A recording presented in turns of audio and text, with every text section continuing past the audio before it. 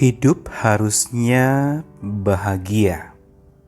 Itu adalah sebuah perkataan yang sering didengung-dengungkan, bahwa orang harus bahagia.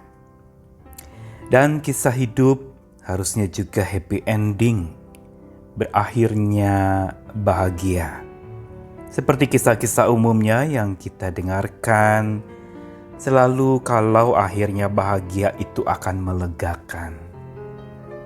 Tetapi tidak demikian dengan kisah nyata kehidupan manusia di dunia yang serba fana, yang penuh dengan derita dan sengsara ini. Tidak selamanya, tidak melulu, dan tidak selalu akhirnya membahagiakan. Bisa jadi justru berakhir tragis, dramatis, bahkan tidak jarang diakhiri dengan satu keadaan yang sangat menyedihkan. Dan itulah realita hidup yang tidak pernah bisa kita pungkiri, bahwa hidup di dunia ini tidak selalu berakhir bahagia. Karena hidup semua serba sementara dan juga tidak pasti. Satu-satunya yang pasti adalah hidup kekal dan abadi bersama dengan Tuhan yang mulia dan kekal itu. Saya Nikolas Kurniawan menemani di dalam Sabda hari ini dari Mazmur 88 bagian yang terakhir ayat 16 sampai 19. Bagian penutup Mazmur ini tetap masih dituliskan sebuah ungkapan-ungkapan lirih dari pemazmurnya. Ayat 16, "Aku tertindas dan menjadi inceran maut sejak kecil. Aku telah menanggung kengerian daripadamu. Aku putus asa. Kehangatan murkamu menimpa aku. Kedahsyatanmu membungkamkan aku. Mengelilingi aku seperti air banjir sepanjang hari. Mengepung aku serentak. Telah kau jauhkan daripadaku sahabat dan teman. Kenalan-kenalanku adalah kegelapan."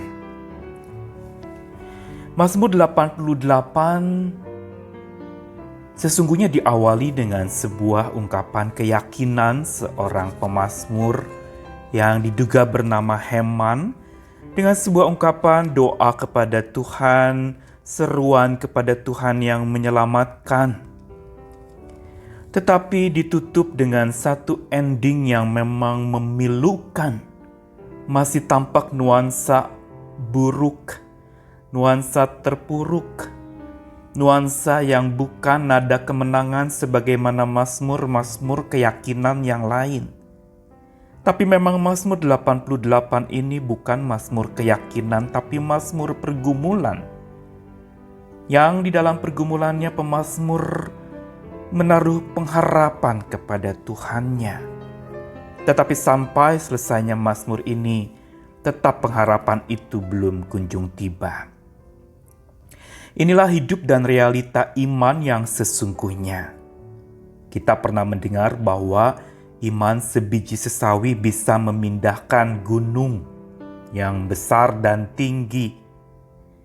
Namun pertanyaan lebih lanjut lagi yang kritis terhadap ayat itu, bila gunung itu tidak berpindah, masihkah kita beriman kepada Tuhan kita?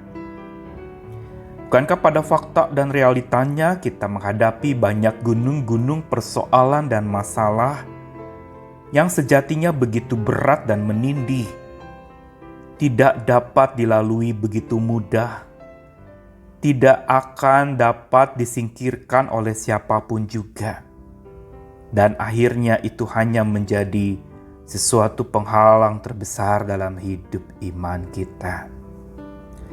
Namun fakta ini sebenarnya berdasarkan sebuah kebenaran bahwa hidup orang beriman tidak selalu berakhir bahagia karena gunung persoalan yang sudah berlalu. Contohnya Mazmur ini. Awal mulanya dia beriman, berdoa, dan berseru kepada Tuhan keselamatannya. Namun akhirnya tetap masih tampak ungkapan-ungkapan ketakutan, ungkapan-ungkapan di mana pemazmur ini merasa kesepian, dipisahkan dan dijauhkan dari sahabat dan teman. Bahkan dia mengatakan teman terbaiknya adalah kegelapan.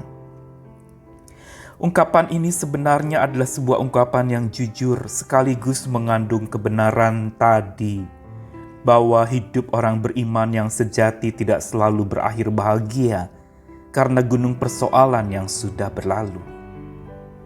Jadi apa itu iman yang sejati? Iman sejati yang mendalam bukan semata berpusat pada selesainya masalah kita. Bukan berpusat kepada usainya gunung persoalan yang ada di depan kita. Bukan itu pusat dari iman sejati kita. Tapi pusat iman sejati kita adalah justru kepada Sang Pencipta gunung. Bukan gunungnya tetapi Sang Pencipta, yaitu Allah semesta alam, yang sesungguhnya tidak pernah usai menemani kita, sekaligus Dia mendewasakan kita.